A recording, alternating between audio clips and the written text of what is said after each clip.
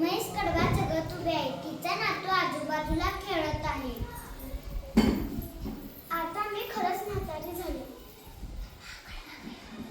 हा कडवा काही चावेना मला. म्हैस रेडकाला हाक मारते. अरे बाळा, माझे काम करशील का? हो, सांग ना. ही कडव्याची पेंडी तेवढी नदी पलीकडच्या किनाऱ्याजवळ कापून आणशील का? हो, दे मला पेंडी पाठीवर बांधून. सोबत एक टिकाऊ पोतं